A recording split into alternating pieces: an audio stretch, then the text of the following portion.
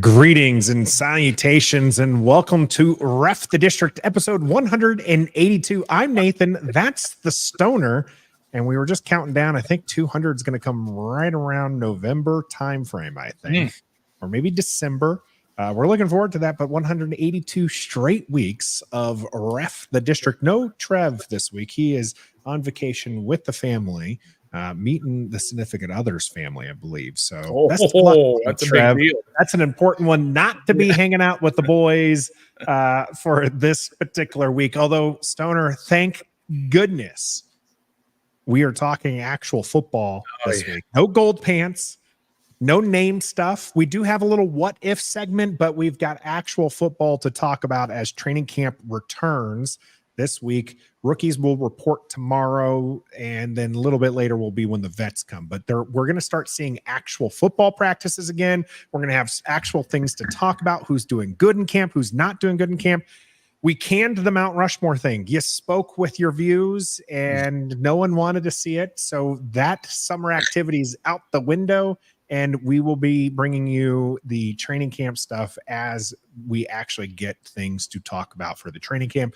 Of course, we stream live every Wednesday at 7:30 Eastern. And as we just found out, we're streaming now on YouTube and Facebook, but not Twitter. Yeah, I was just looking at that.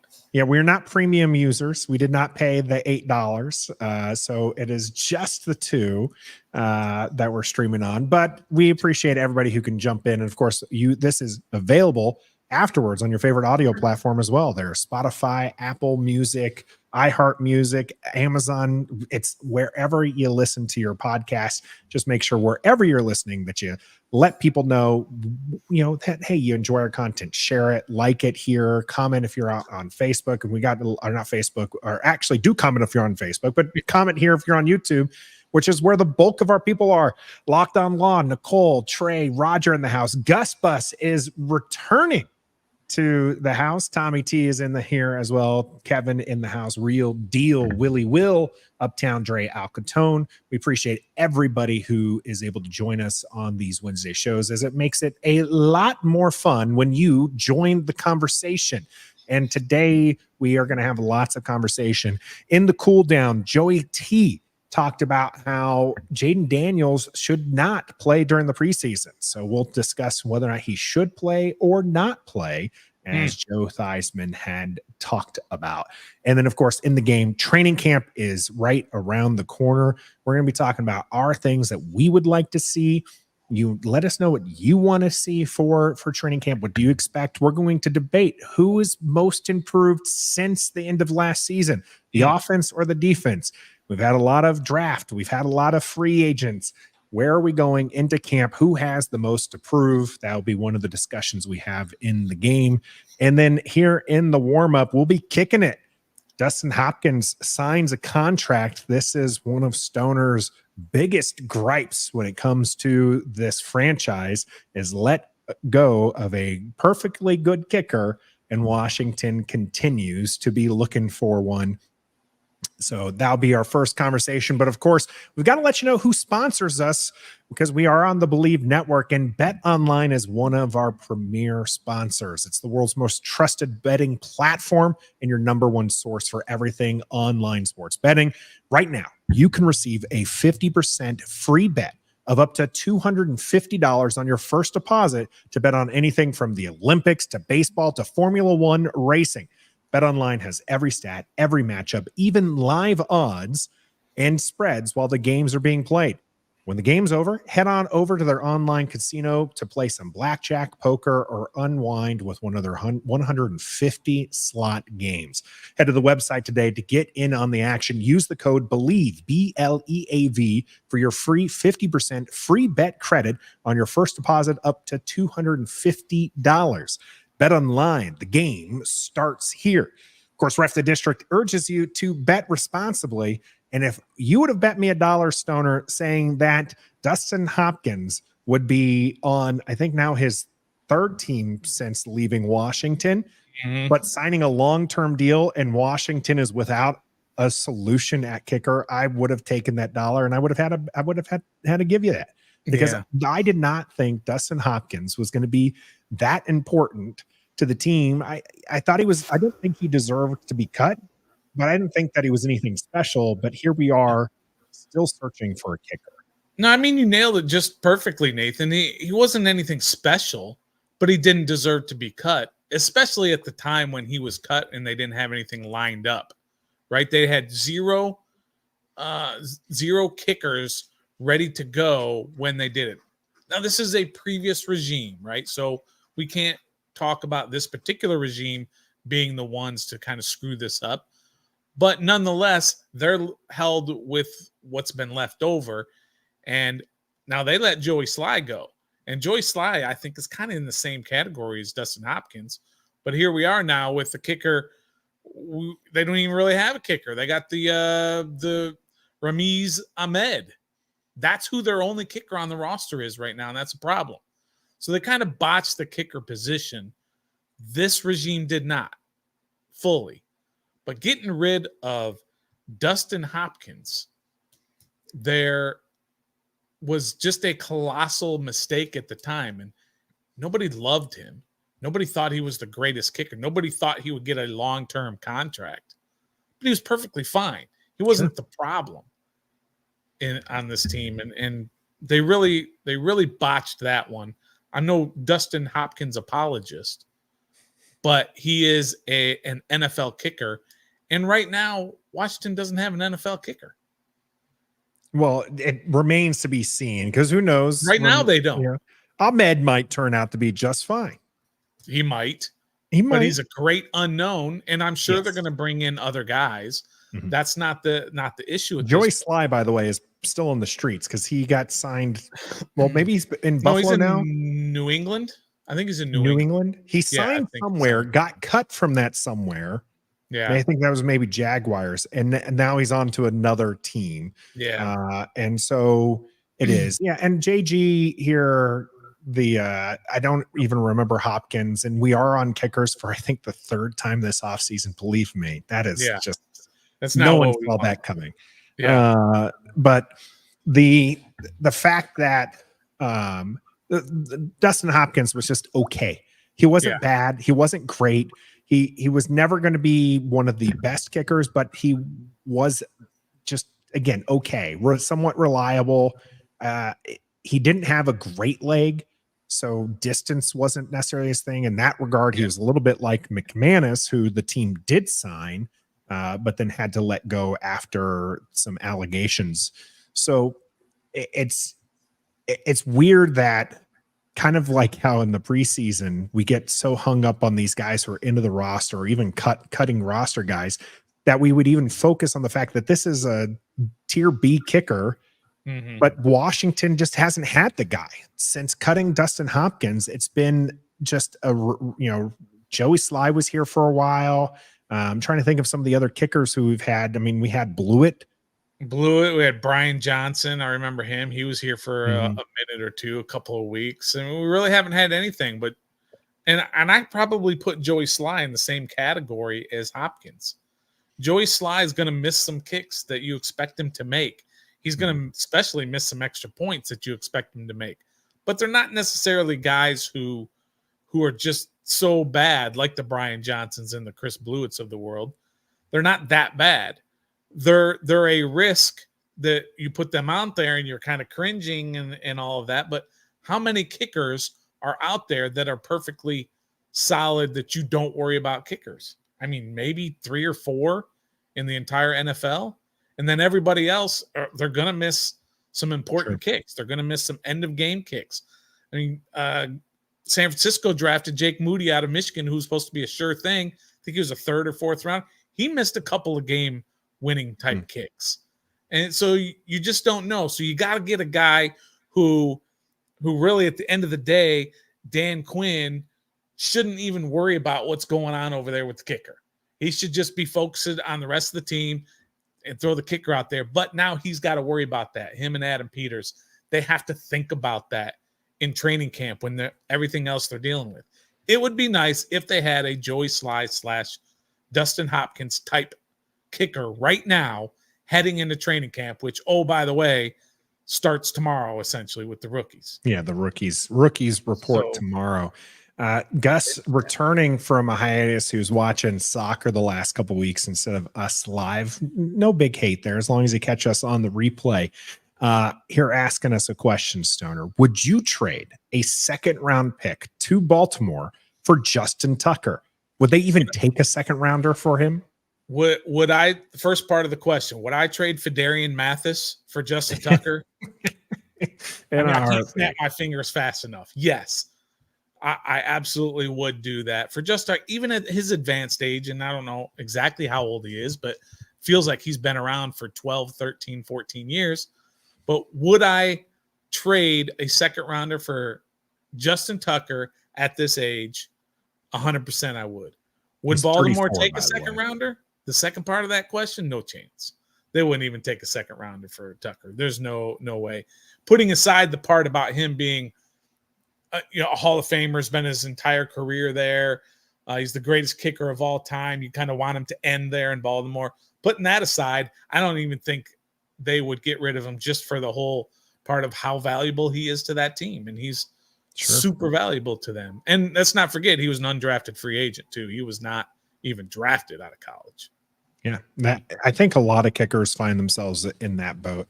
I'm Justin Tucker. I have a total dude crush on him. So yeah, I would snap that trade. It would be even better if he could, instead of giving up the draft pick, just give them Fidarian Mathis. But that's another point entirely. Washington, I would like for us to have a steady kicker, somebody who we can trust 45 yards out. Yeah, is automatic, right? Go ahead and be dicey after 45. Yeah. Where maybe you're a 50, 75. I don't know what the league average is, to be honest. But, if you can just be automatic from within 45, good. That'd be great. Extra points, don't have to worry about those. That'd be great. I think this new kicking rule is going to be very interesting to see how that will change, because one of the things, like with Joey Sly, is like he has a leg. He was never going to let you turn it because he was always going to boot it out. But now you don't necessarily need that big leg on kickoff because you're forced to kick it inbounds for a return. Otherwise, you're given a better field position. So I do think it's interesting because we've seen the kicking range just get so much longer and longer and longer. Yeah.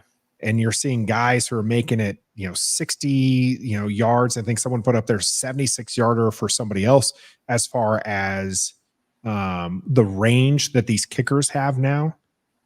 But you don't necessarily need that range, especially on the kickoff. So I think it's going to be interesting where we can land in here. We'll see how the kicking battle goes. I guarantee you it's not over. I guarantee you there's probably be another person brought in before the end of preseason to make this a little bit more of a battle. So I think they'll bring in a kicker prior to next Wednesday, which is the first day of training camp practice. I think they'll have a kicker in before that even. You just can't go into camp with one completely unknown kicker. I mean, what was the Cowboys kicker? Remember him this past year when he had I don't know how many 28 straight field goals or something like that. And he was just a guy that they just plucked out of obscurity. And then he just went on this roll. So you can find guys. You just got to find them. And I think they'll bring in at least a couple of guys, because there's no way you go into preseason game 1 with an unknown kicker and only with no challenges in training camp. So one of the things, we're going to transition just a touch here, just 2 of these, all right? Because you kind of posed something really good in our group chat that I wanted to take on, and especially now that we're getting into actual football season, there might not be another opportunity to kind of have one of these, not necessarily what's going on right now discussions. And that's a what if scenario. And I think Hopkins here lends quite well to it. Where would Washington be? What if they did not cut Dustin Hopkins? Where would they be right now? Yeah, that's interesting to think about that. Just like you said, he just signed this multi-year deal. I think he's like the top 3 paid kickers in the league. Maybe he's not the third most valuable kicker in the league, but it's all about timing for these contracts. But let's just say he stayed here all these times, all these years since he got cut. I don't think it's going to change the fortunes of this franchise or anything. But again, it's just one of those things to where your front office and your head coach, they don't have to worry about that situation that plays an important role in terms of score and all that, but is not a day-to-day sort of mindset that the staff has to deal with.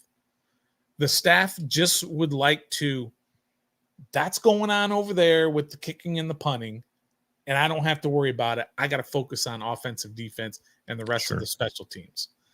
And when you have that, there's just that whole peace of mind. They have that with Tress Way in the punting department.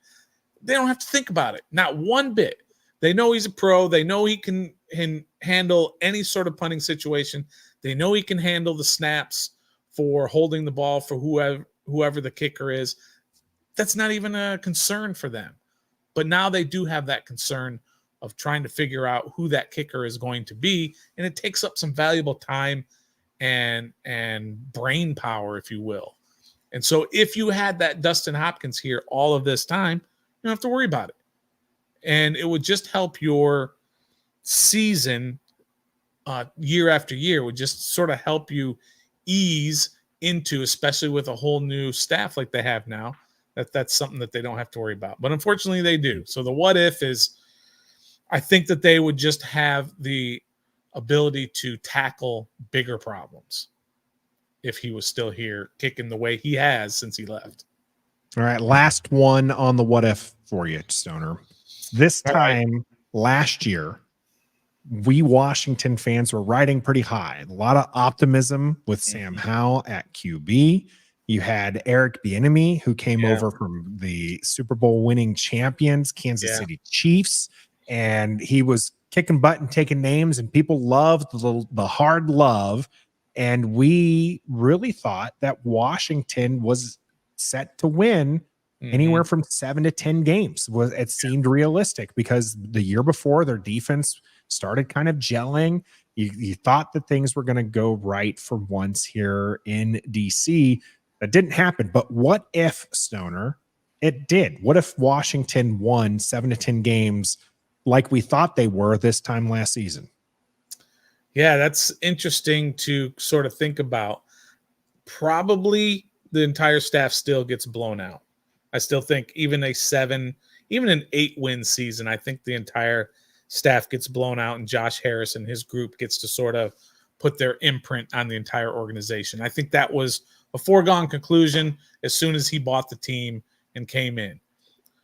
However, if they did have that and they ended up with, let's just say, with a 7-10 record, they end up with the 11th pick, a la the year that they had the Dotson pick and traded back a little bit.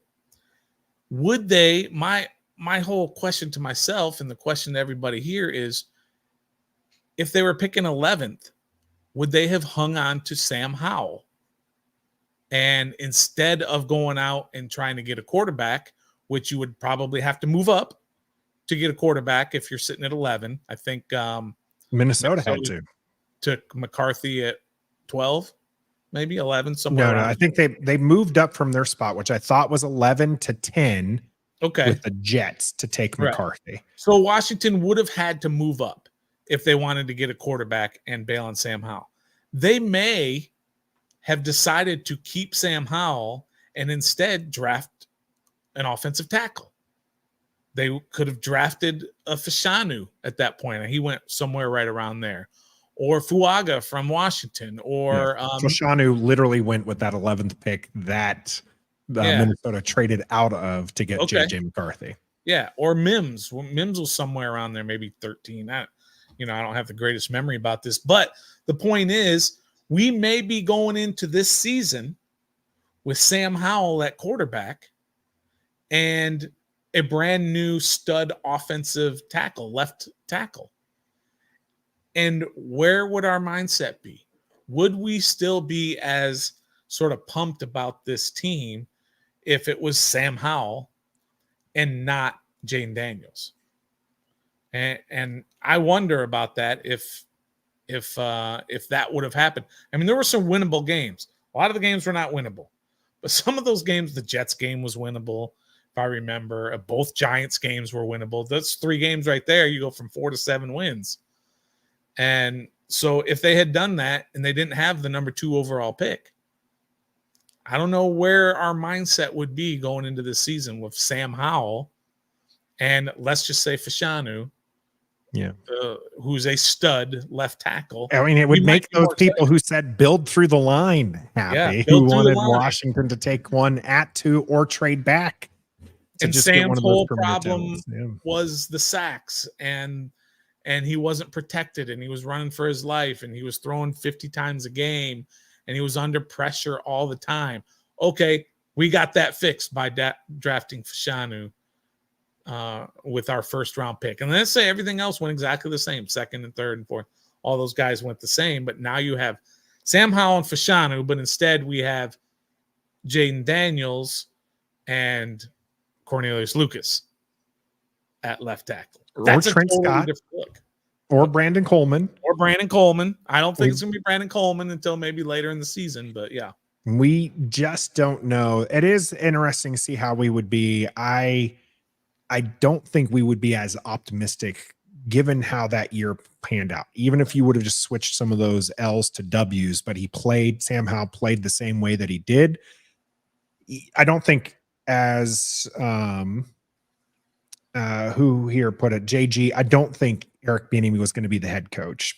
Not unless that offense looked really good. I do think Stoner's right. They clean house. We bring in somebody, but then Sam Howell, I don't think would elicit the same excitement as Jayden Daniels here. And so I think that Washington is in a better spot now, even if one of the biggest questions we have going into training camp right now is who's going to be the left tackle. And that's going to be one of the things we'll be talking about here in the game. Stick with us.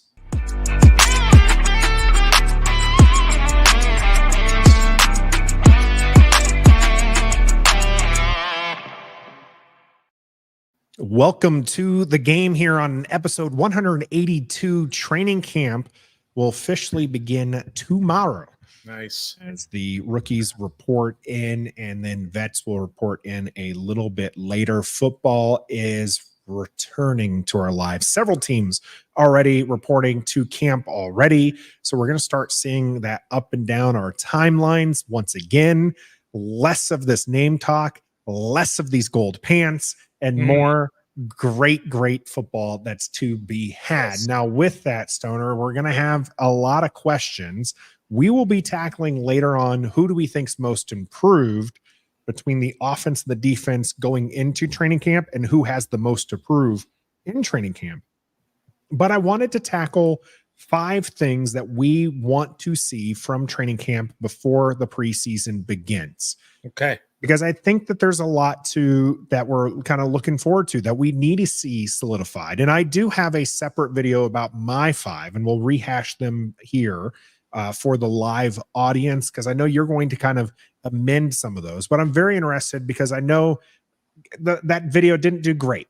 Okay. I think we're sitting around maybe 400 views. So, 1, go watch that video, but 2, join us here in this conversation if you're watching live right now, and let us know what are some of the things that you want to see and have join this conversation. So the 5th thing that I listed, right, the top 5, I went from 5 to 1, was I wanted to see, Jamin Davis. Yeah. All right. I wanted to see where he was in his development. This linebacker room has, vastly improved from last year. And we have new people. And we have, I mean, really, you could have put a lot of mine that I wanted to see how the rookies were going to play out. Because Jordan McGee is somebody who is getting a lot of love, Stoner. Yeah. But he was a day 3 pick. Yes, he was. And so I think a lot of people are putting a lot of trust in a day 3 pick. And I'm a wait and see guy. I'll believe it when I see it type guy when it comes to that. Because it'd be great if he turned out to be Cam Curl-esque and being able to make an impact right away. If he could play at linebacker with Luvu, with Jamin Davis out there on the edge, pushing Jamin Davis out there to edge, I think that'd be exciting because this is a guy who I think could be very exciting using his athleticism. So that would be my number 5 thing as far as what there's no doubt, Nathan. I think that's a great sort of first look into what we want to see in training camp is Jamin Davis. This is year number 4. This is contract year. He did not get the 5th-year option. The team did not pick up the 5th-year option, so he will be a free agent at the end of the season. See what happens with that. But so he's got a lot to prove for his football life. So there's that end. He has a ton of motivation. There's that end. And then on the other end is you have a defensive coordinator who's coming in here and a head coach who was a defensive coordinator in Dallas who had a guy with all of those same special athletic skills, maybe not football skills. That's what we're going to find out. But they found ways to not just say, okay, Micah Parsons, you go over there and you play linebacker. That's not what they did, right? Dan Quinn said, we've got a special athletic guy here. We're going to put him all over the field.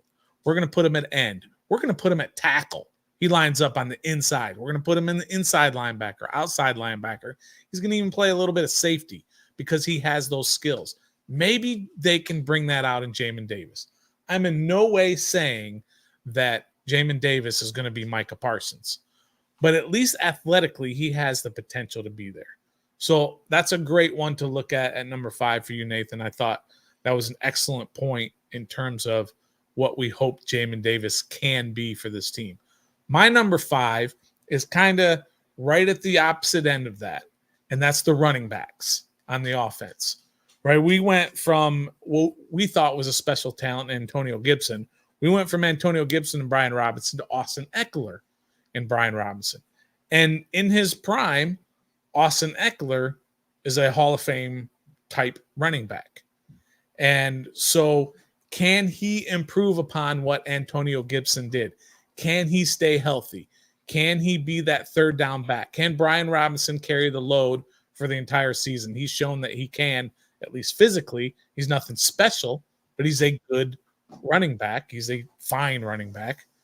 And so those two guys, along with possibly you might see a little Chris Rodriguez, hopefully not, right? But so I think that's one thing I want to look at is what are they going to do with Austin Eckler? Is he going to get a lot of carries?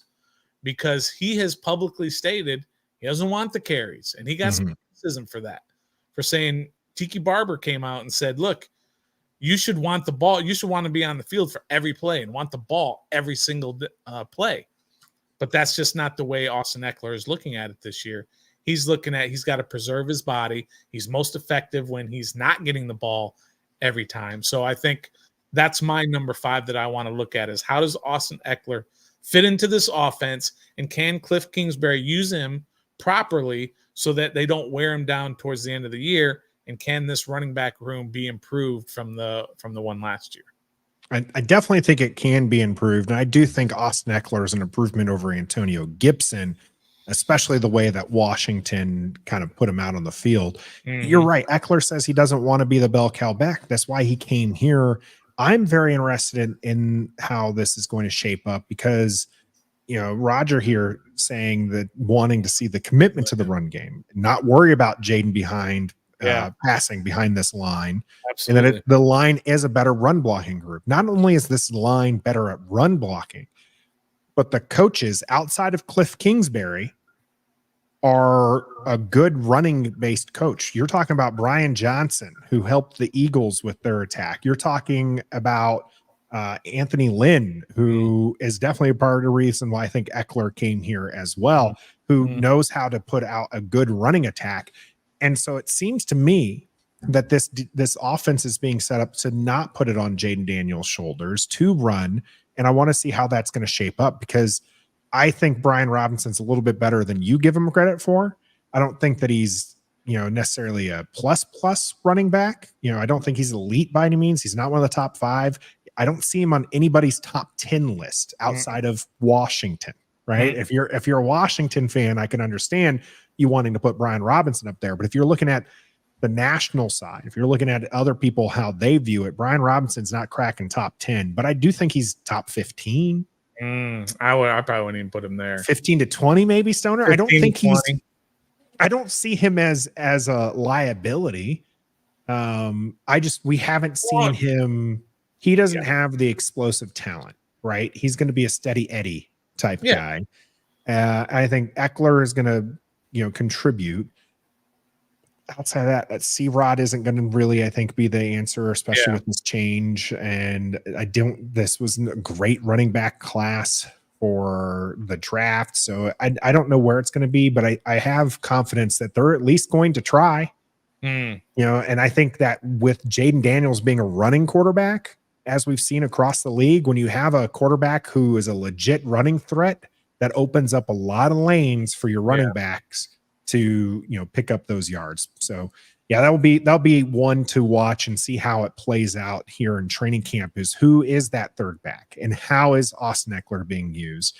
Is he going to line up in the slot more often than not? Brian Robinson showing he had hands last year. So is he going to continue developing on that one?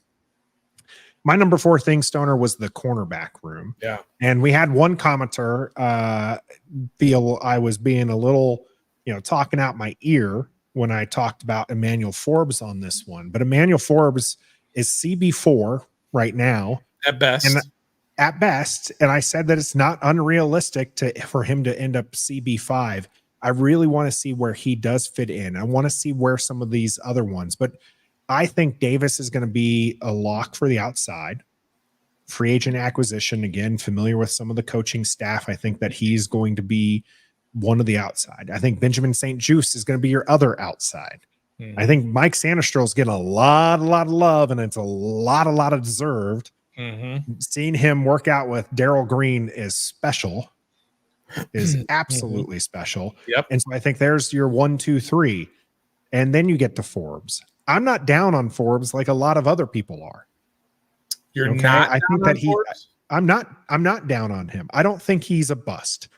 I don't think that I think he has a lot to prove.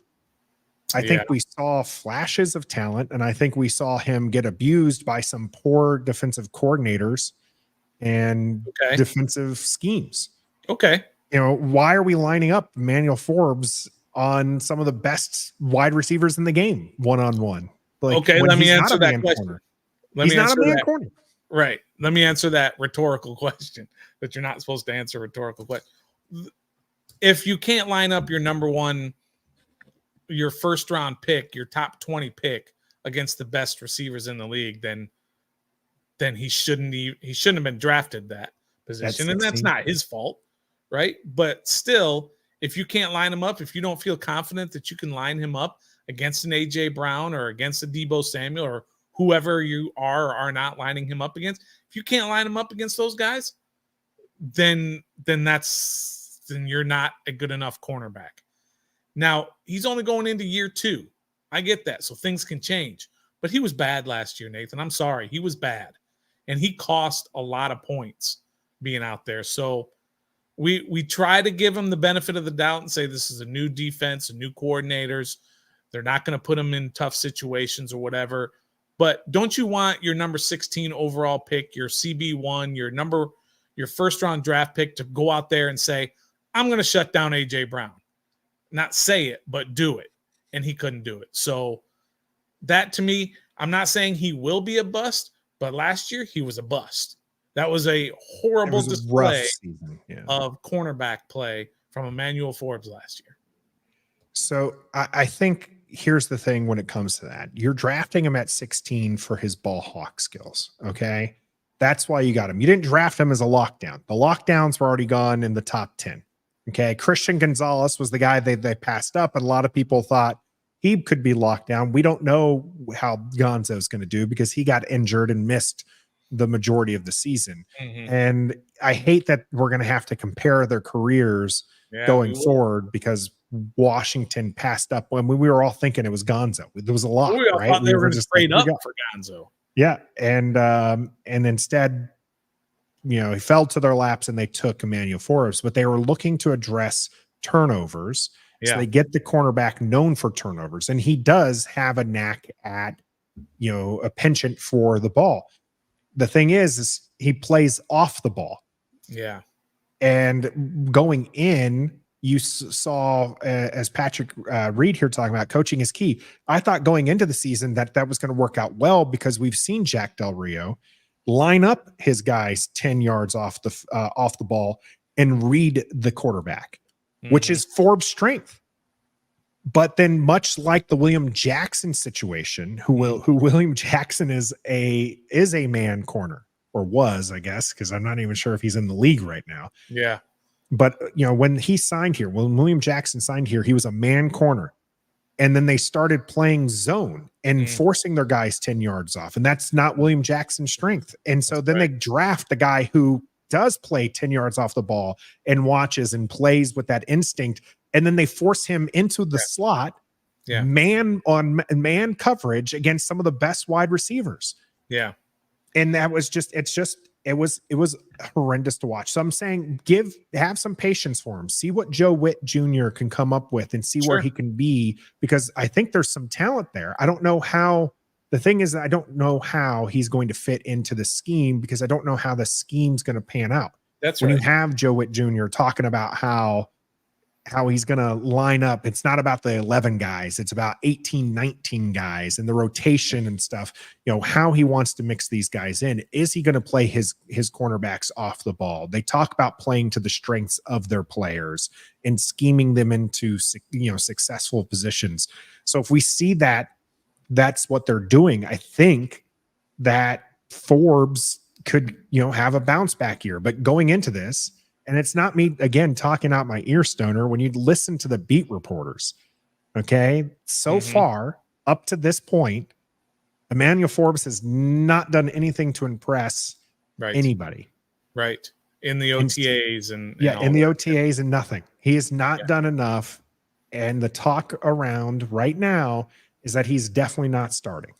Look, year after year, game after game, year after year, we kept giving the excuses to Chase Young about coaching, and then they fired the defensive line coach.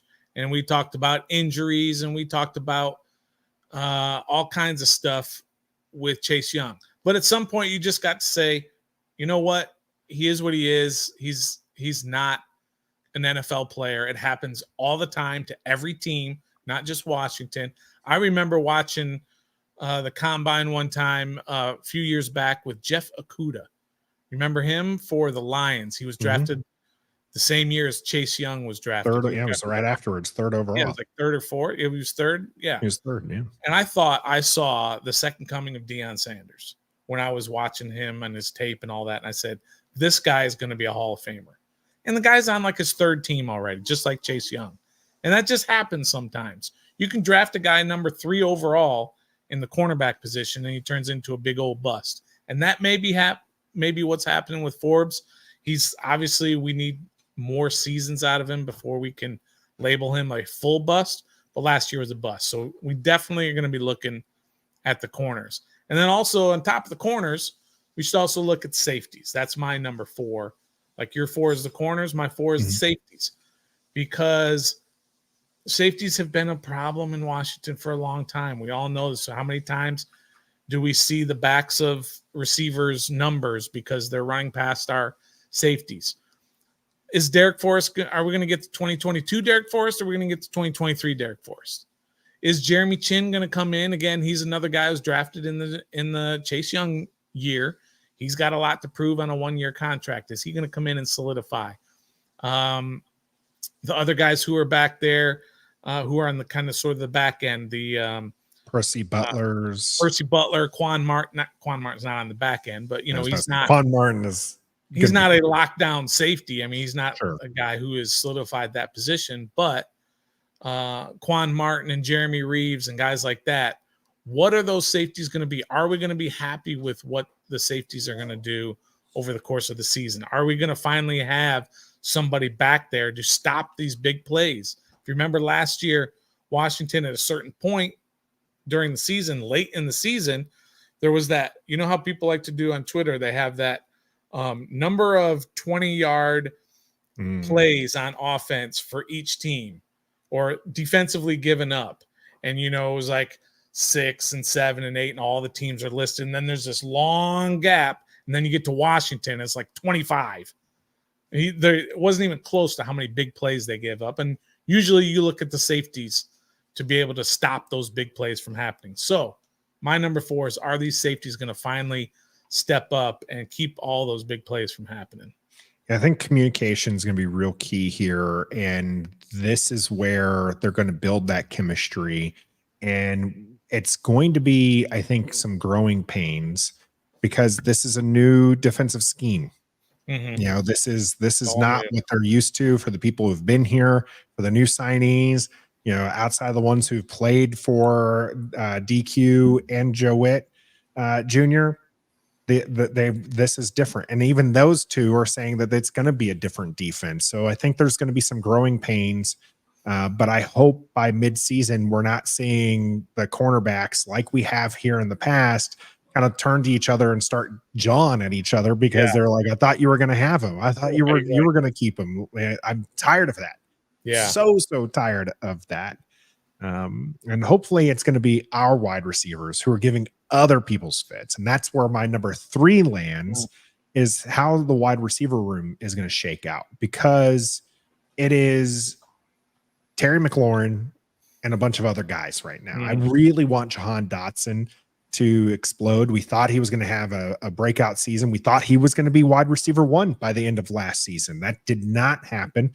Yeah. He hits the sophomore slump, even though I think a lot of his averages were right on par with his rookie year. I think that he didn't seem as explosive, and he wasn't used as much when the offense was throwing 50 times a game and he's only seeing maybe 2 touches, right? Yeah. So some of that was frustrating. But if Jahan Dotson can solidify him as 2, who's number 3? Is it going to be Zacchaeus? Is it going to be your boy? Is it going to be Luke? Are we going to see the tight ends be more prominent? And so it doesn't really matter who your 3rd wide receiver is, because we're going to see Zach Ertz or maybe Ben Sinnott, who are really that 3rd option. Or is it going to be an Austin Eckler dump off fest? Like I want to see one of the wide receivers step up, so that way we're not having to necessarily play the short game with tight ends and the running backs, because we have fast wide receivers. Let's use their speed. Plenty of speed in this wide receiver core. Absolutely. And it will be interesting to see who emerges at 3 and 4, like you said. I'm kind of with you in Zacchaeus is a good pro, right? He's a guy that can make plays and did plenty to warrant coming here to Washington on a free agent contract.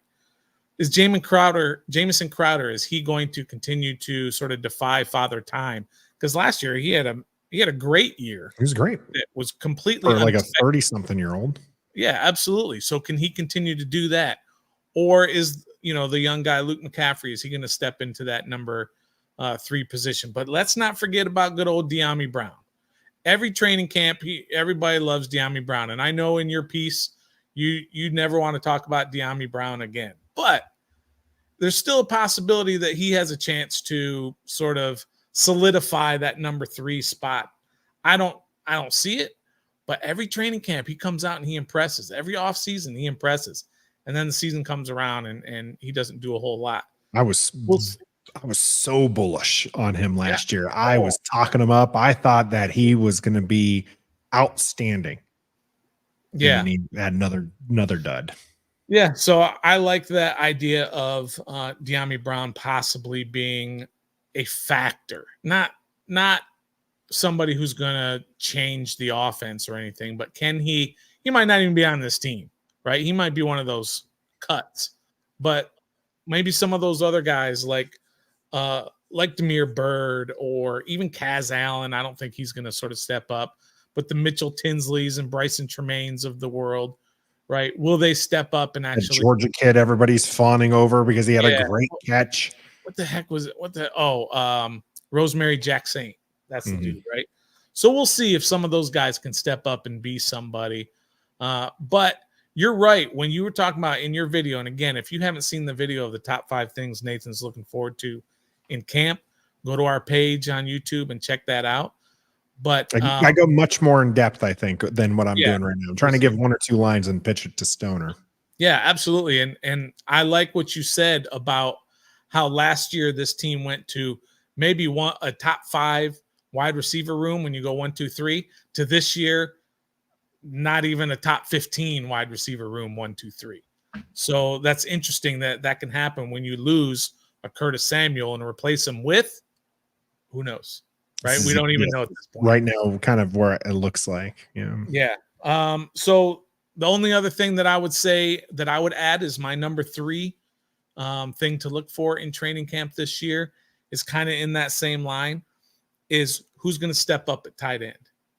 Right? It's kind of along the same line, and you touched on it a little bit earlier, but is Zach Ertz going to stay healthy? If Zach Ertz is healthy, he is a difference maker on any offense. But on this offense, when you have a rookie quarterback and you have a Cliff Kingsbury, that's a big deal. If he can stay healthy, that's a huge if, because after that, you're talking about a blocking tight end in John Bates. You're talking about a rookie in Ben Sinnott. You're talking about a guy who everybody wants to love but can't do anything, Cole Turner.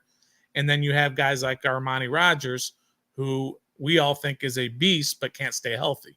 Mm-hmm. So the tight end room is going to be interesting especially if Zach Ertz can't stay healthy. Then it's going to be interesting to see what happens there.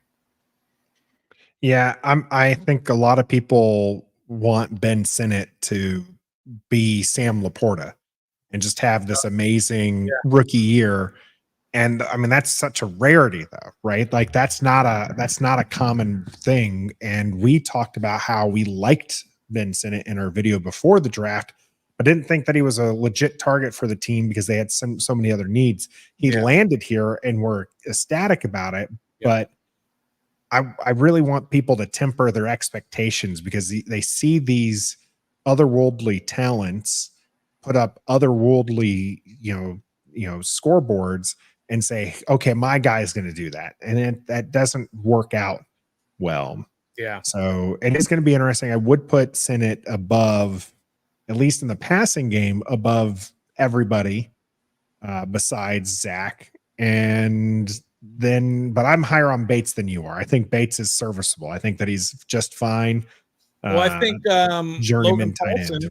Logan Paulson said that John Bates is the best blocking tight end in the league. That's a massive statement. And if you know Logan Paulson, if you've heard him, he's been on our show a couple of times. He doesn't just throw stuff out there. He can be critical of Washington and what they're trying to do. But for him to say that John Bates is the best blocking tight end in the league, it's kind of a big deal. So change his number. Go ahead. Somebody just change his number into the 60s or the 70s and put him at right tackle anymore, right? And get rid of Wiley and put John Bates at right tackle. That's my plan. I'm going to get to the comments before we move to our top 2 things here. Grimjaw, McCaffrey going to surprise. I don't get why everybody's so low on him. Not everybody. This man right over here is really high on Luke McCaffrey. Yes, I love McCaffrey. I think that he's going to be good. I just don't. I don't want people, again, putting the cart before the horse and thinking that he's going to have some 700, 800-yard rookie season and then do that. Yam here. Pick 100 for a reason. Luke McCaffrey. Exactly. Yam, how are we still waiting on De'Ami Brown, though? Is it really him or coaching at this point?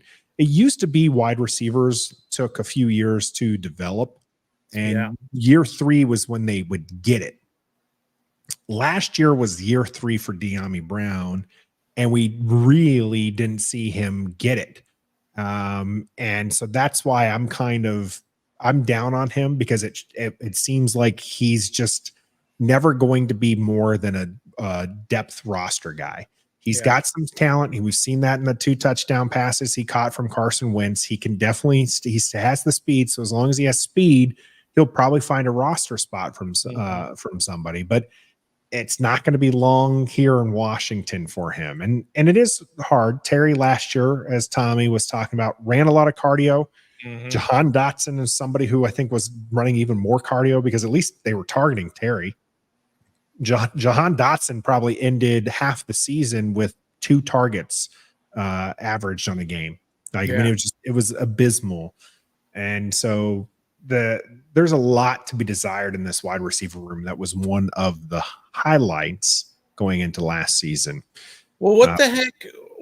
Sam Howell, I believe, maybe he ended the year with the most pass attempts in the league. At least he was in the top 5 in pass attempts, right? How the heck did Terry have an average year? Jahan had a down year. Curtis Samuel probably had an up year. He had a pretty darn good year. But Diami had a down year.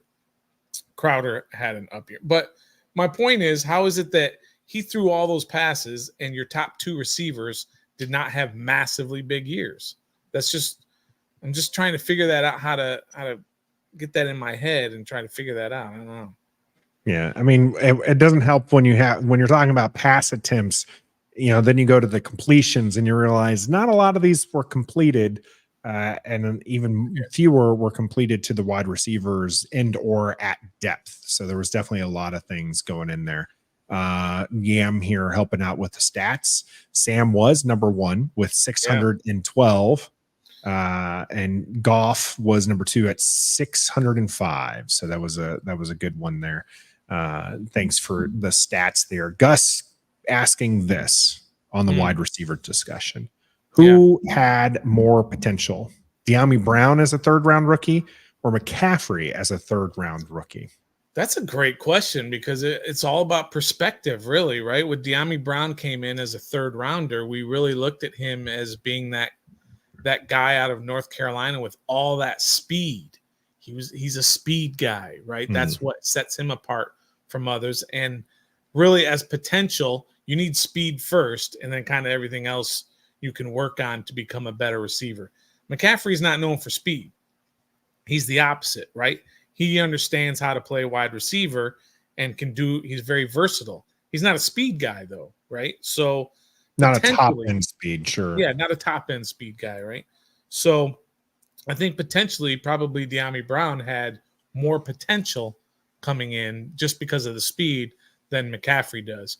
That's an overall perspective. For me, I was always a McCaffrey guy and not necessarily a De'Ami guy, but we'll have to see how that plays out. And hopefully McCaffrey becomes the stud that I think he can be.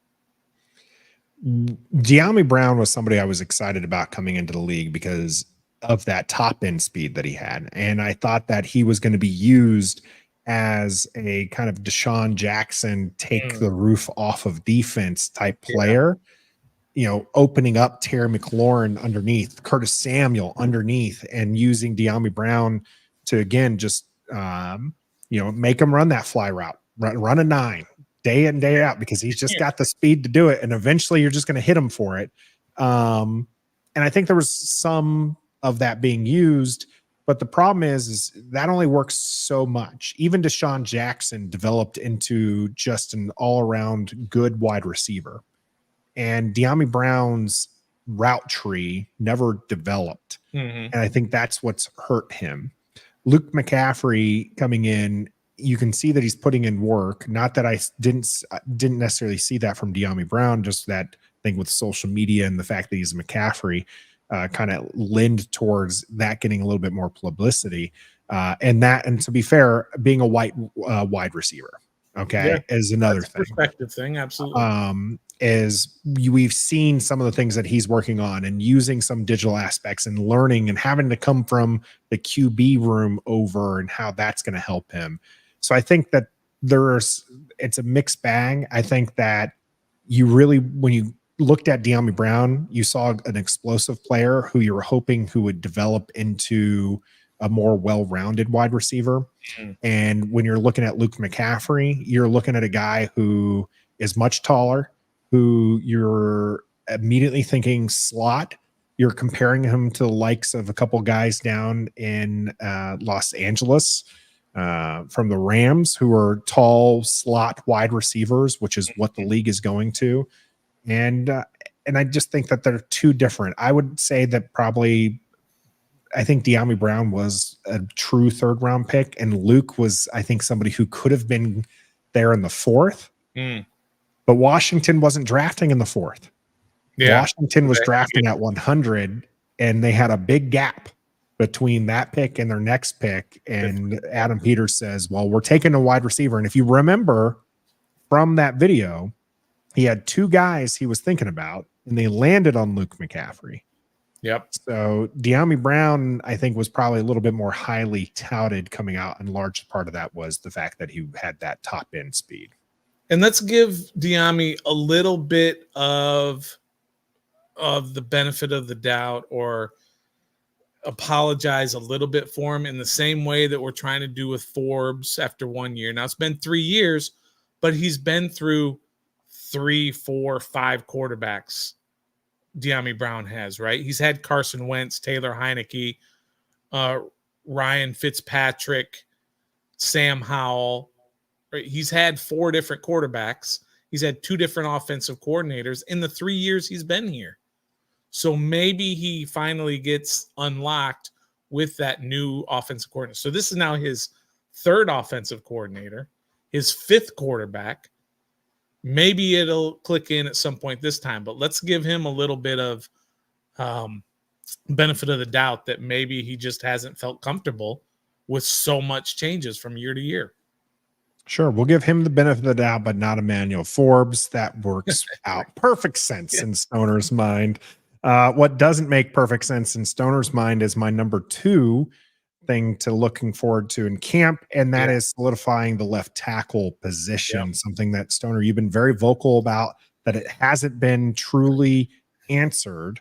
Yeah. And for this one, I'm looking for it, right? We know Cornelius Lucas is a career backup, a swing tackle type guy.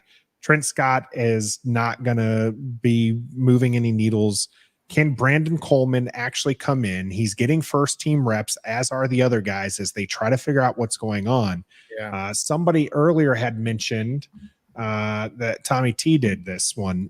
Trenches looked fine with Jacoby at QB. Yeah. The scheme is going to look super important. You don't need Trent Williams out there at left tackle, but we do need competence out there. And so maybe Dante's right. We get a free agent left tackle. I need the answer to this sooner than later, because I can't wait, Gus. I can't wait to go get Tristan Wirfs next offseason. I'm looking for a guy this season. I want an answer this season. And if it's not, then I think we're in for a much longer season than we want to. Well, I think an offensive lineman's best friend is a quarterback who makes quick decisions. And guess what? Jayden Daniels is not necessarily that guy, right? Because we've seen his pressure to sack ratio. We've seen the amount of sacks that he takes over the course of his time at LSU and Arizona State. Yeah. And so that's an issue. If you have somebody back there playing quarterback who's known as a quick decision maker, who doesn't take a lot of sacks, then you don't necessarily have to worry about it. A la Jacoby Brissett. Jacoby Brissett is a veteran. He is a guy who's been around, who understands he needs to get the ball out and get it out quick. That's not what Jayden Daniels has proven so far. He can learn that. He can develop that. I totally get that. But at this point, that's not where he is. So that's why left tackle is, to me, like it's your number 2, would be my number 2 also. But they've got to do something about that when you've got a rookie quarterback. I just can't believe that they're going into this training camp not knowing who's going to be their left tackle at this point. That should have been their second biggest decision in this offseason after quarterback. Is who's going to protect that quarterback. So, yes, you don't need Trent Williams. I agree with you. It'd be great to have Trent Williams. But you need somebody back there with a rookie quarterback, and I think they so far have not addressed it properly. We'll see if these guys who are out there, or maybe some guys get cut loose by their teams, halfway through training camp, whatever, that could totally happen. But they need to do that. And to add on to yours, and I believe that left tackle is the second most thing I'm looking forward to as well, but also the entire left side of that line. You've got a new center, if you want to count him left side also, but you got a new center. As long as we count him on the right side, then too. We will. That's right. You got a new left guard, and you're going to have a new you will have a new left tackle, although one of the guys playing there may be a veteran that has been here.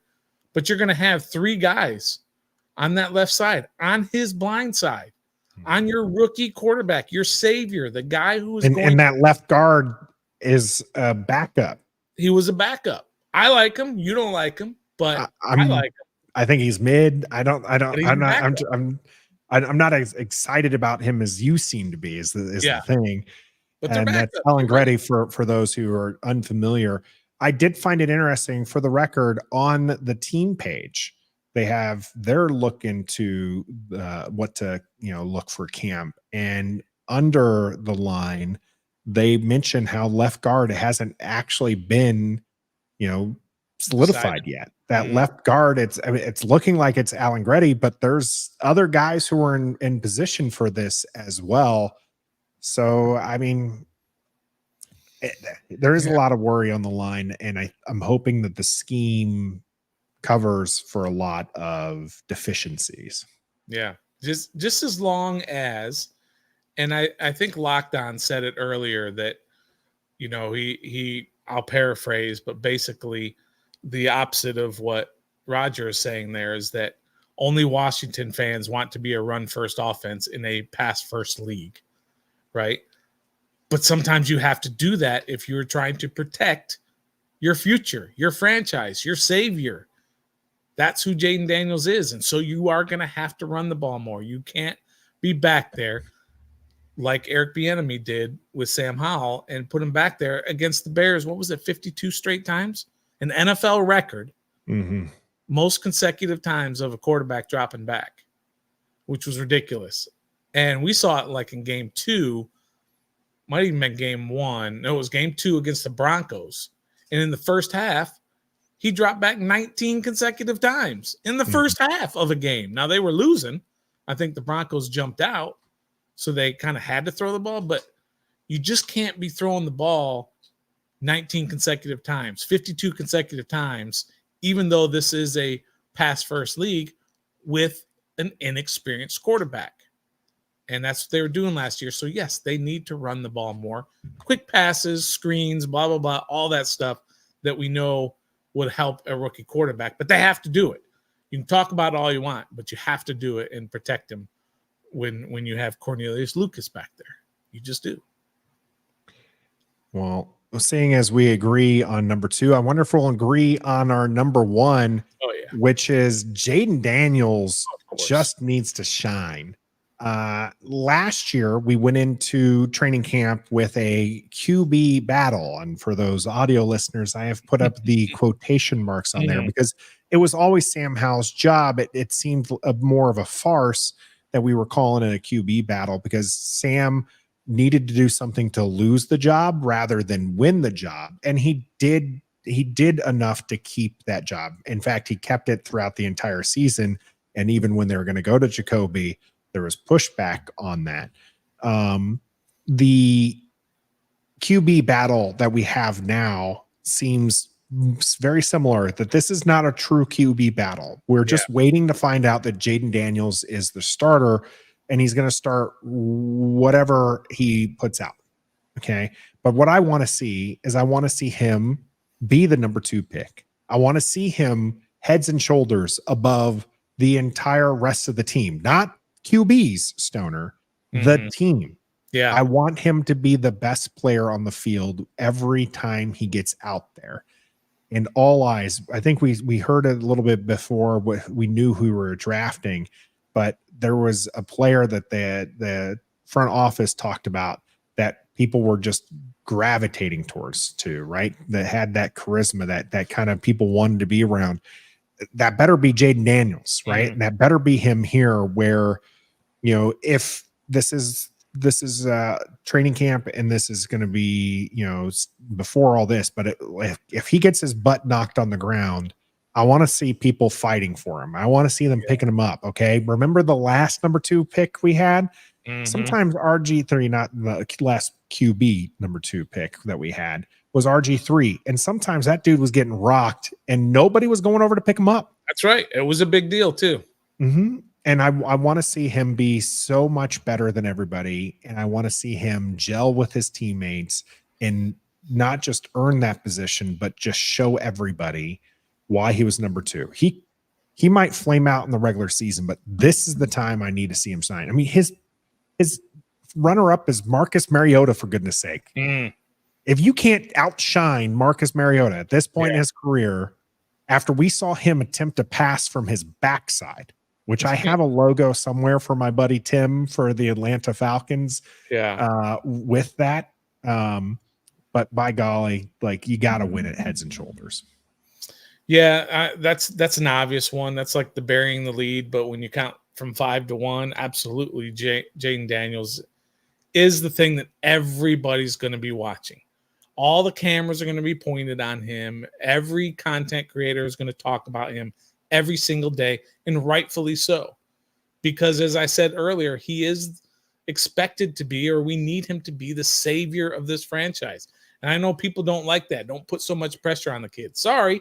When you're the number 2 overall pick of an organization that has just changed ownership, has just completely cleaned out the front office and all the coaches and everything, and then you get drafted, that's who you're expected to be. You're expected to be the savior, the one who's going to take this team out of the dumpster and put them back into respectability in the NFL. And so all of it is on Jayden Daniels, and we're going to be watching every single throw. Every single time he's standing around not doing anything, what's he doing? Who's talking to him? How is he interacting? Is he smiling like he normally does? What's going on? What's he eating? Right? What's he driving? All of this stuff is going to be looked at in training camp. Nobody's going to care necessarily what Brian Robinson is doing. His days of being in the spotlight are over, right? It's all about Jayden Daniels. And the entire season comes down to what Jayden Daniels does, and is he the future of this franchise? I'll be perfectly honest, Nathan. They can go 7-10, but as long as I know that Jayden Daniels is the guy, then I'm okay with that. I won't like it week to week when they're losing and losing and losing, but if they're losing in spite of Jayden Daniels' great play, I'm going to be okay with that for 1 year. It's the same. Last year was all about Sam Howell. Is Sam Howell the guy? Right? And at first we thought he was the guy, and it was okay that you were losing to Philadelphia by in overtime. It was okay that you were barely losing to Philadelphia the second time around because Sam was playing well. And you're like, okay, next year we're going to win those games because Sam is going to continue to improve. And then it all went to hell. But we got our answer, right? We found out that Sam is not the guy. And so we're like, okay, let's start all over. Now we've got Jayden Daniels, and all next season is going to be, or all this season is going to be about, is Jayden Daniels the future franchise quarterback for the Commanders? And so all eyes on him in training camp. Number 1, not even close. If we're doing a true list, he's number 1 through 10. Jayden Daniels 1, 2, 3, 4, all the way to 10 for doing a true list, because none of that other stuff really matters if Jayden Daniels is not playing well. Yeah, it is. A lot of the season's going to end up hinging on his play and whether or not we find whether or not this is a successful season, right? Like you mentioned, they could probably win 5 games, but if Jayden Daniels looks like the real deal, then people will come back and will be like, this is okay. We were deficient in this area. We shore this up and we'll be good because we finally have a QB. Maybe there are some of those things that we're missing that aren't there. So the only thing I think we left out is Locked On Law had hit his number 1 here, which is no injuries. I think that's fair. The only other one. And I think that's pretty high on other people's lists. I think Washington was very lucky last year. Injuries is more of a luck factor than anything else. getting out of training camp without injuries. Knock on wood, it's a repeat of that this year, because that is nothing deflates you harder as a fan. Phrasing might be a little off on that one. But nothing is more deflating than having an injury to a key person, right? Sure. Like when we're talking about how, some of these players we want to see excel. What if Wagner goes down? Now Right. I'm pulling a Stoner, everybody. I apologize. I was going to say, start naming names, Nathan. Yeah. Don't be afraid. Pulling a Stoner on that. But that player that you really think is going to make a difference for this team goes down with injury, and things change. I know people weren't as high on Fitzpatrick, but look at that particular season. Oh, yeah. He goes down after a quarter and a half of play, and the entire season is just kind of a wash. I thought that season we were going to do a lot better than what we ended up doing, because we were going to have, Fitz magic with us. I mean, we have to take the bad with the good that he provided, but we ended up not getting anything. Yeah. And instead got to watch him celebrate shirtless in Buffalo during the playoffs. I'm trying to remember some of the preseason injuries that we've had in the last couple of years. I mean, like B-Rob's rookie year, he got shot, for crying out loud, and during training camp time frame, and missed the first month. Last year was when Chase got the stinger in his neck, right? It was like one of the first, wasn't that last year? And he missed like 4 or 5 games, something like that. I feel like that was last year when he got that. No, he played the first 4 or 5 games last year. So it would have been, maybe it was the year before. Yeah, because and that was a lingering one, right? Because he just was injured forever. Yeah. From his sophomore year, not playing well, into his third year. He didn't come back for a long, long time. Yeah, really. Even as the team was trying to make playoff pushes. But last year he played healthy and then just got traded after very lackluster. Yeah. Remember last year McLaurin got hurt in the very the turf toe preseason game, and it was like the third quarter, and we were all like, why is he even in there? Something like that. And he hurt his toe, and that sort of lingered. Now he didn't miss any games, but maybe that affected his explosiveness and his ability to get open. Remember, for a while the receivers were like last in the league in separation for a few games there for a while. So maybe that affected him. So yeah, injuries obviously are that's kind of like a coverall, right? Sure. Which is injuries. You're going to be. Yeah, I think if Jayden Daniels is an obvious answer, injuries is probably even more in a lot of regards, because that one has to be at the top of everyone's mind. Yeah, Locked on Law asking, didn't our starting center get injured for the year? Which year is that? Because that was pretty much the entire Ron Rivera tenure. We had, or maybe not in training camp. Yeah, I know, but I'm just saying that got to pinpoint it a little bit more than that. Reuben Foster was Uptown Dre's. And Curtis Samuel, TJ, you're right. He came in injured his first year. That first year for him was so frustrating as a fan, and watching him be essentially a healthy scratch. Yeah. Week after week, we knew he was injured, but they refused to shut him down. And instead it just went throughout the entire season. It was so frustrating on that regard. Well, we have talked about the things that we wanted to see here in training camp. 5 for me, 5 for you. Let's get to the discussion, which was kind of what I wanted to gear towards. This is training camp's about to begin. Which side of the ball is better, Stoner? And which side has more to prove in training camp? Well, I think our pinned comment is from Locked On for this, which is defense has improved the most because it was the worst one in football. So it's almost like that's an obvious one.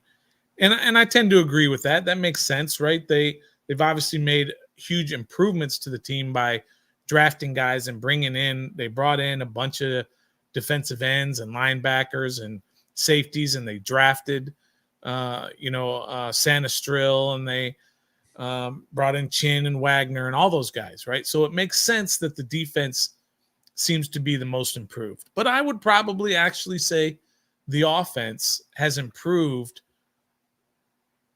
almost throughout, other than the left side of the line, the left tackle, right? I think that they have improved their running back room with the addition of Austin Eckler instead of Antonio Gibson. I feel like they've improved the tight end room with Zach Ertz over Logan Thomas as your number one.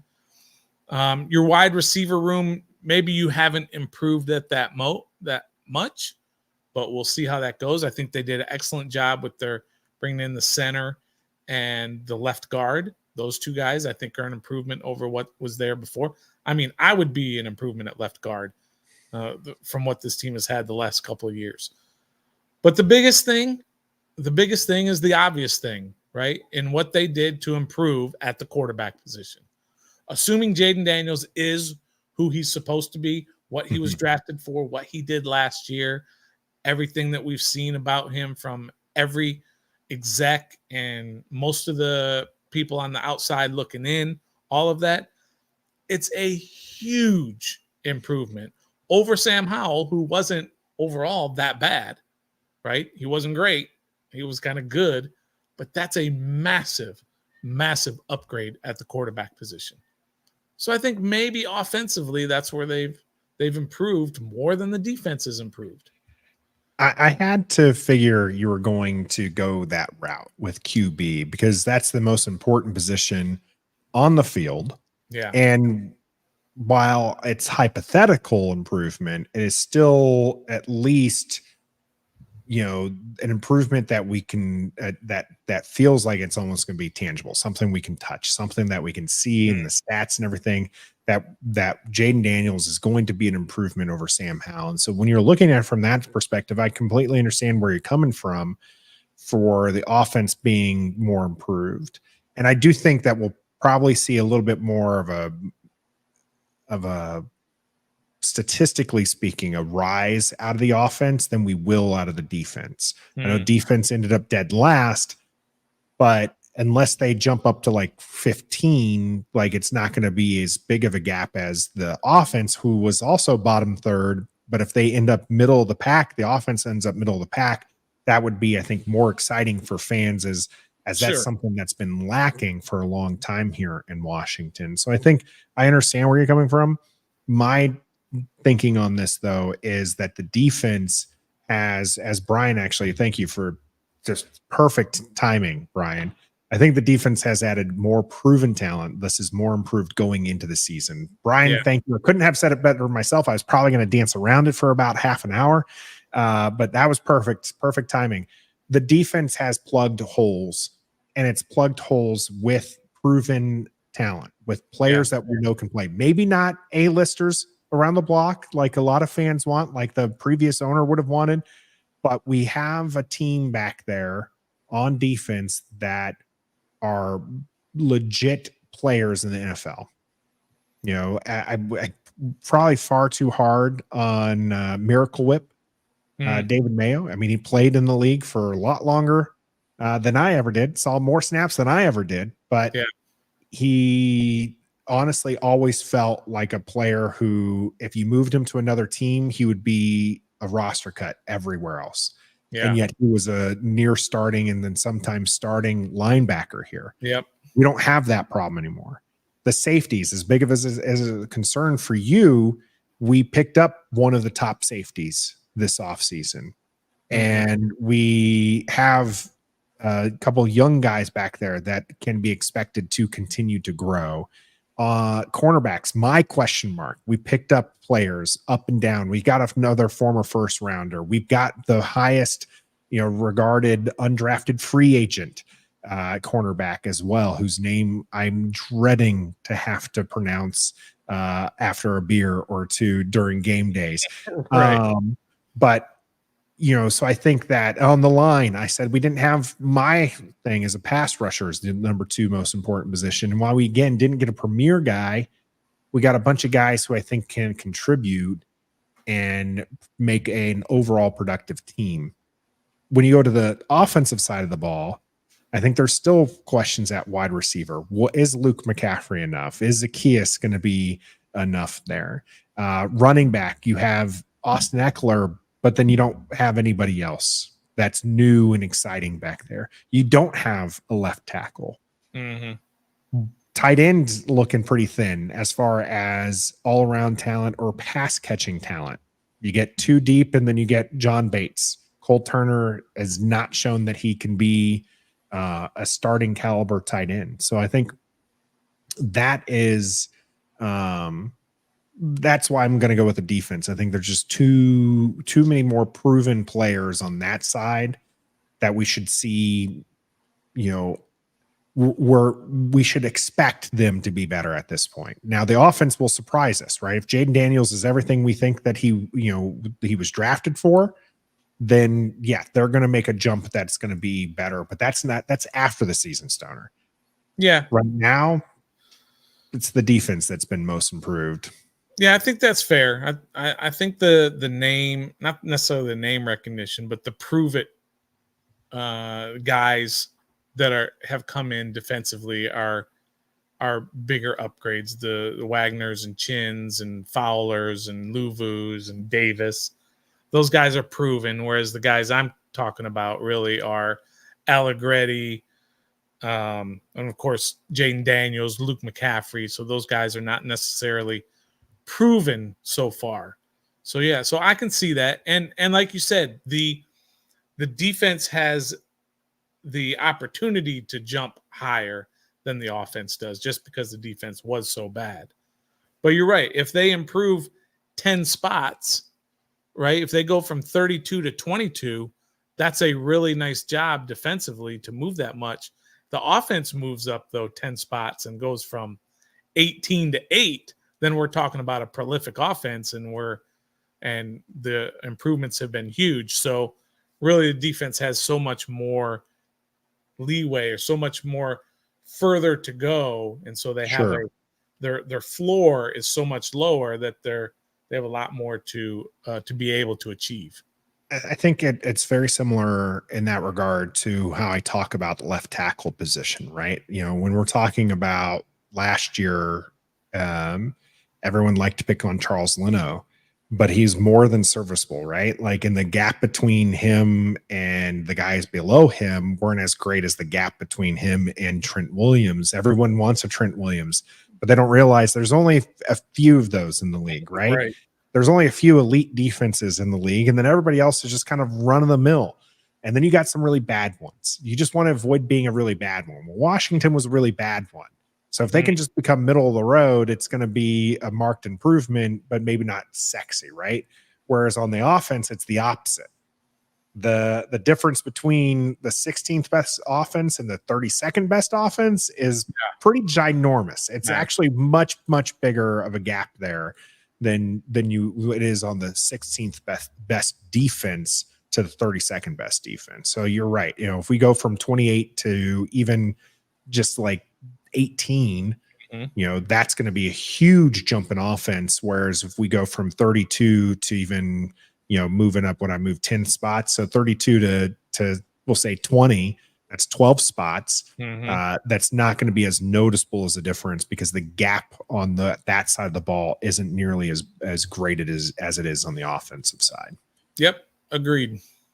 So the side question was who has the most to improve? You can either stay with offense or defense, or you can go with specific players, because a couple of people had commented, people like Forbes or Chin have something to prove here for Washington. So where are you going to go with that one, Stoner? Yeah, I mean, I like most to prove are probably those guys who are on their fourth year, who they're in their contract year. And offensively, that's De'Ami Brown has the most to prove and has the possibility to improve the most. And then on defense is Jamin Davis. Those are two guys who are in contract years. And really, you can look at all the guys who are in contract years. And the guys like Chin and the guys like I think Eckler has a 2-year deal, but guys who are basically who came in to prove it. Dante Fowler Jr. is another guy who is on a 1-year deal. So guys like that who came in on those 1-year deals have a lot to prove and that we should be looking at, but especially Jamin Davis and De'Ami Brown. If they want to have any sort of career in the NFL and not just a 4-year rookie contract, then they've got a lot to prove this year. I'm gonna go left field here. All right. We're talking about offense or defense. We're talking about players. I'm gonna put it on a coordinator.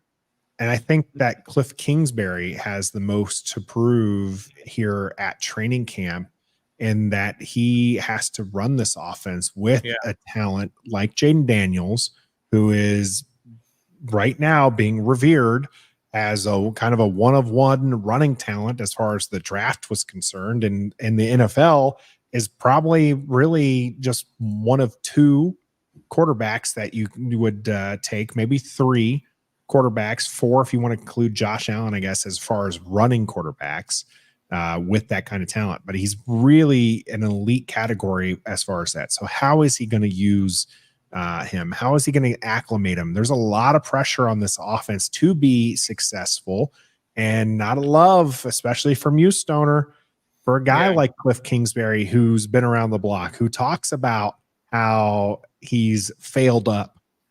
And so I think that there's a lot of pressure there and expectations to have a good camp, is that offense needs to look like it's gelling, I think, early and often for Cliff Kingsbury. Yeah, I think that's fair. And to sort of piggyback on that, in that Dan Quinn has a lot to prove. He was not Washington's first choice. He was definitely not the fans' first choice, right? When he was originally hired, people did not like the hiring of Dan Quinn, being that he blew a Super Bowl, and that with the Cowboys defense, they were bad in their playoffs appearances the last couple of years. And so Washington fans have accepted him at this point because they don't have a choice. So they're trying to get on board with him. But he was not a very popular pick when he was signed by Adam Peters to be the head coach for this team. And so he has a lot to prove. He's not known necessarily as an X's and O's guy, but rather a motivator, a delegator, a Dan Campbell type in Detroit. So that's what he's looking at. So he has a lot to prove as well. He's got to win fans over, that he knows how to handle a rookie quarterback and be able to develop him and allow guys to develop the rest of the players and the team and make this look like a solid organization. Yeah, I'll have to admit, Stoner, I was one of those fans who slept on Dan Quinn. But I tell you what, I'm not sleeping now on him. I'm pretty happy with the acquisitions that he made. And you don't have to sleep either if you go out to don'tsleepenergy.com. Use the code DISTRICT. Get yourself 10% off your entire order. Celebrate a DMV company. Use that code. Save yourself some money during these trying times. And it helps them know that we sent you there, which shows us a little bit of love as well. Don't Sleep Energy has fantastic beverages, whether or not you want sugar-free or not sugar-free. If you wanted one of their energy shots, or maybe you just want some of their fantastic gear, it's all at your fingertips at don'tsleepenergy.com. Don't Sleep Energy makes you great. One of the things that makes us great are these smooth transitions, Stoner, and we'll be transitioning to the cool down to talk about whether or not Joe Theismann was right to say Jayden Daniels should sit out during the preseason. Stick with us.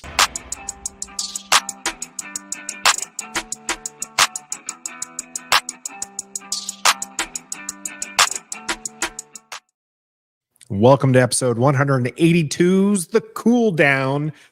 Legendary Burgundy and Gold QB says that the next legendary Burgundy and Gold QB should not play during the preseason. Joey Theismann talking about how Jayden Daniels should and not play during the 3 games Washington has to showcase his talent. Jayden Daniels, rookie, not having experience going into week one, Stoner, with no preseason action? Doesn't that just seem crazy? Yeah, I've thought about this a little bit, and I get what he's saying. Washington has 2 joint practices this year, right? They're going to go to Miami and they're going to go to New York Jets, right? Mm-hmm. So he's going to get plenty of live action during that time. So I get what he's saying, that he doesn't necessarily need it. I've never felt that way about any position of any team in any sport. I've always felt that, especially with young guys, the more reps, the better. And it's how I felt about Sam Howell last year when they talked about sitting him down, or even, in plenty of quarterbacks before that. Mm-hmm. They need as much time out there in real action as they can possibly get. I've never thought that sitting is good for young players, really any players. And I kind of get tired of it. I don't like what they're doing in the NBA with the load management. I don't like what they're doing necessarily in all of these sports that they are in baseball. I don't like how they're doing it with pitchers and how they're throwing less and less, and yet the injuries are going up and up. It bothers me because I understand there's a risk factor. You have to weigh those risks. You put him out there and there's a possibility that he gets hurt. I get that. I understand that. But there's also a possibility of him getting hurt in these joint practices. But you're going to do it because you need to do it. He needs to be out there. So I want to see him play.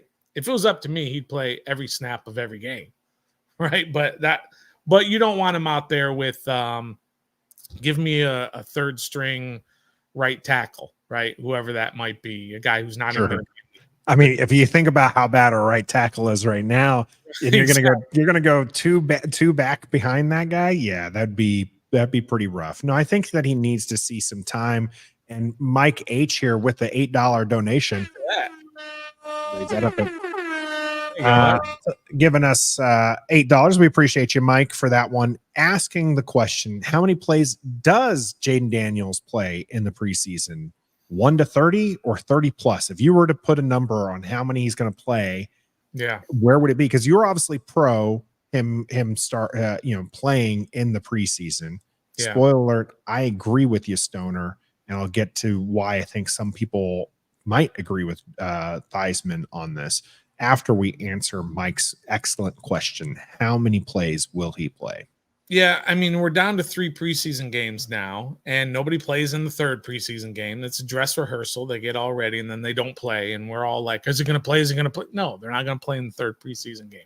So he's going to play in 2 preseason games. So the chances of him playing more than 30 plays are, I think, extremely low.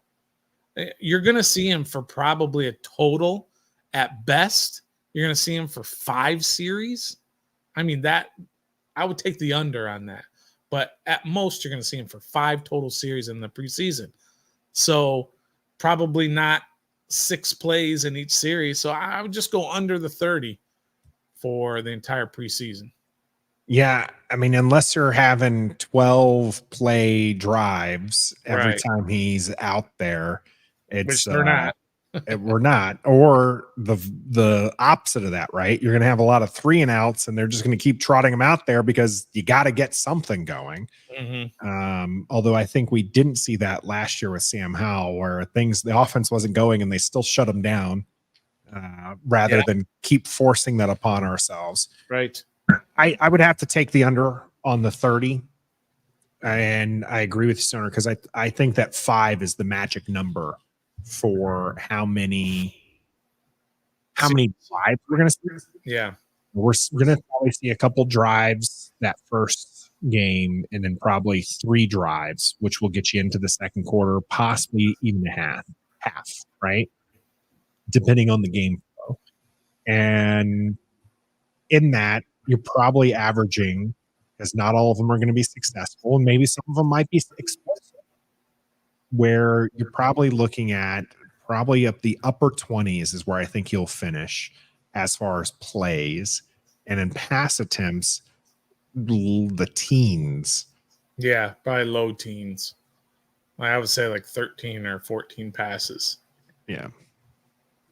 So I think that's where we're going to land on there. So we again appreciate you, Mike, for the donation here on Ref the District. It's been a while since we've had one of those. So we appreciate that.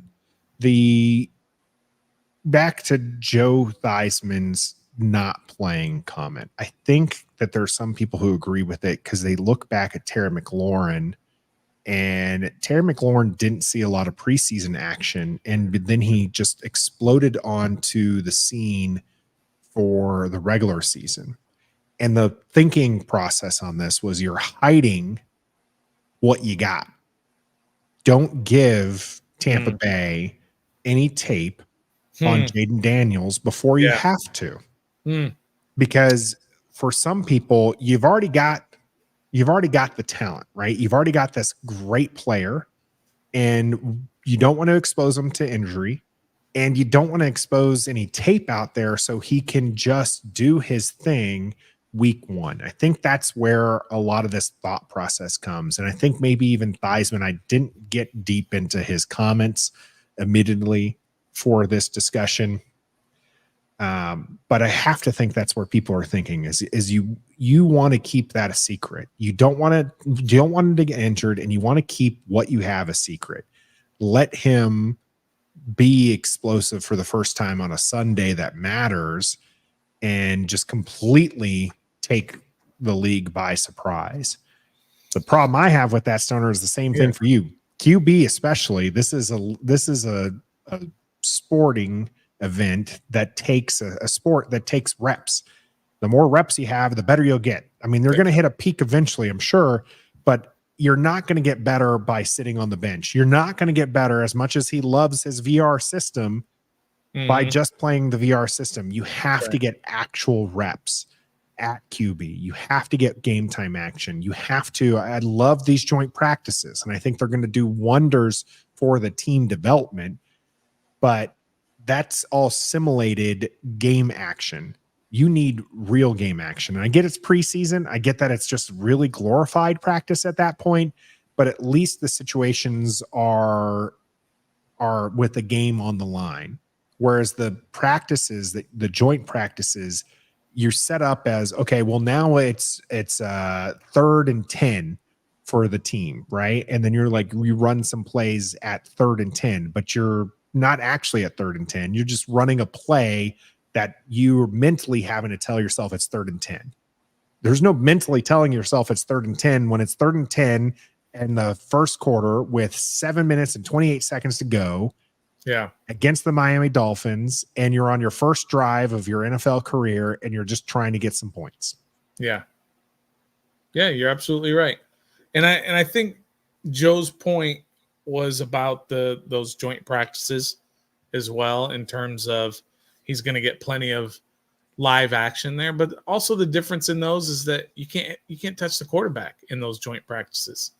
Whereas in preseason, you can touch the quarterback, and that's really the biggest difference in terms of what the quarterback sort of has to go through in those reps, as you say, how important they are. And we talked about before the show, Nathan and I were talking about the show, The Receivers show on Netflix. And if you haven't checked that out, I mean, The Receivers, it's fantastic. It's just as good as the Hard Knocks that the Giants are doing in the offseason. It's really good.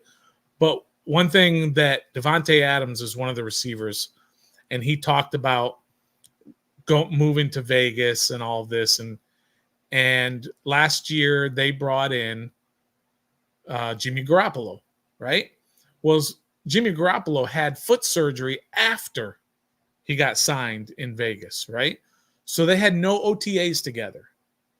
And he said that's a big deal that they couldn't work together and learn each other and figure it out and have all of those reps together, so they can understand the little things, the little intricacies, or whatever that word is. It's always gotten me. that they learn what each is doing, what the guy will do in every situation. And you only get that from reps. And the best reps are the live reps, obviously, of preseason games. Yeah. If coaches had their way, there would be 5 preseason games a year because they want all of those reps that don't count against your record and will get you in trouble with the owners, right? So they would love that, but that's just not the way the league is going right now. So any reps that they can get are super important in that Jayden Daniels can be out there live and thrown to Terry McLaurin with guys who want to kill Jayden Daniels and want to kill Terry McLaurin. They need that. And so I wish he would play more, but probably less than 30 snaps. Well, we'll have to see. Rookies report tomorrow to training camp. Awesome. Vets report on the 23rd. Next First week. Practice, so 24th. Yep. So we're going to have lots of action. The tickets are out there. There may or may not be some of the Ref the District crew out there. We'll let you know when we will be out there. I will say this. I say we very loosely, as I am not coming up from Oklahoma for training camp this year. Got a lot going on here in Oklahoma, so I will be staying put for training camp. So I actually think I might have a trip planned during it, but that's another matter. So don't expect me, but Stoner might be there. Trev might be there, and you might have an opportunity to meet us while we're out there, which I think it's always fun to actually get and talk with some of the people that are there. So so Big Simple agreeing with me. I don't think they want to show a lot in a preseason game. There's going to be a lot of milquetoast things, but there's still going to be something that you want to see. Now, Stoner, we weren't necessarily going to talk about it, but they brought it up. They are listeners as we stream live every Wednesday at 7:30 Eastern here on YouTube and Facebook, apparently no longer Twitter. But they brought it up, said, yo, I'm digressing a bit, Uptown Dre says, but what's up with the Zephyrs, Packers, Bullets, Wizards, Mount Rushmore? Gus Johnson, Jeff Malone, maybe 3 and 4, just saying, comrades. Now, we had said not enough people interact with it. I think the Wizards video got less than 100. Some people turned it off saying, this is why you guys don't talk baseball or basketball. Yeah. So disappointed with our Mount Rushmore, but because we had people who wanted to talk about it, we'll talk about it before the end of the show here, Stoner. We did not agree on our third pick. You went John Wall, I went Arenas because Hibachi. Who's the fourth is what we're asking. That's what we wanted to get from people to see who. Do you remember the poll? Who came out on the poll? I wanted Bellamy, by the way. A lot of people were upset we didn't include some of the Hall of Fame talent from the Bullets, from the pre-Wizards area or DC really era. I did. I was okay with that. Stoner nixed it though, so that was the big factor there. So, but where did we end up on that one? Let me get to that real quick. Here it is right here. So for the fourth one, the choices were Gus Johnson, Walt Bellamy, Earl Monroe, and John Wall. And John Wall won the vote, 53% for the number 4 spot, 38% for Earl Monroe, 6% for Gus Johnson, and 3% for Walt Bellamy. But I did have that rule that it wasn't that you couldn't play for the Baltimore Bullets, but it couldn't be that you only played for the Baltimore Bullets and never the Washington Bullets. So that gets rid of guys like Bellamy and Johnson and guys from those older generation. That's not, I understand it's part of the organization, but we were going to do a Washington Nationals one. Does that mean we do the Washington Senators? Now, it wasn't a smooth transition from the Senators to the Nationals, but it's still Washington. But are we going to include Walter Johnson? Are we going to include the Expos? Right? Because they were the Expos before they were the Nationals. Montreal is one that moved. Are you going to include Randy Johnson and Pedro Martinez and Tim Raines, all these Hall of Famers, for the Washington Nationals Mount Rushmore? No. You got to be a part of the current iteration of this organization, and that's why I didn't include the Bullets. But I get the logic of why you would include them as well, but that's just me. Yeah, I mean, we did try to get that conversation in beforehand of our parameters, and looked. I get not liking the idea here, saying that's right. Throw out Hall of Famers for guys who will only see the Hall of Fame if they buy tickets. Well, are we including Michael Jordan? He played for the Wizards for 2 years. Did we put him on the Mount Rushmore? Yeah, I think that what it spoke to is just how devoid when we did the Redskins one, the Commanders one, the football team one, the burgundy and gold one. Football team, baby. I'm going retro today. Yeah. When we did the burgundy and gold one, like, it was hard. There was a lot of people that you could put out on that Mount Rushmore. Yep. When we sat down and we did the Wizards one, and I think it'd be very similar, honestly, if we did it if we actually finished out the series for the Caps or the Nationals, largely because, like you said, Stoner, with the Nationals, when do you start that one? Yeah. Where do you go with that? And with the Wizards, they've just been bad for so long. Pardon me. And the heyday years, some of that wasn't even in DC. Right. And I did agree with at least putting guys who were in the franchise before it moved to DC, because I felt like that was still the franchise. But some of these guys like Gus Johnson here, who didn't beat out John Wall. And by the way, Walt Bellamy also did not beat out John Wall. 6 and 3%, there. So even though these are the guys you might want, people didn't vote for them either. Is that, a guy like Gus Johnson or Earl Monroe, these guys played a lot of elsewhere ball.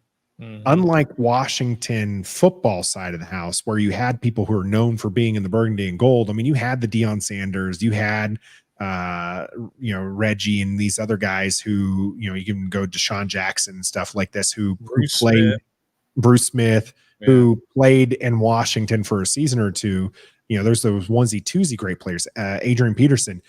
A lot more of the Bullets side is where they played a lot of their good years elsewhere and just happened to be playing in the Bullets uniform. Maybe we're successful here, but honestly, not necessarily Bullets falling through. So that's where we landed on that one. So I really wanted to do the all-encompassing DC sports, not individuals, but DC sports Mount Rushmore altogether, from the 4 organizations. And I probably would have had Gibbs, Baugh, Alex Ovechkin, who would be number 1. And then I would probably, I don't know who that 4th would be.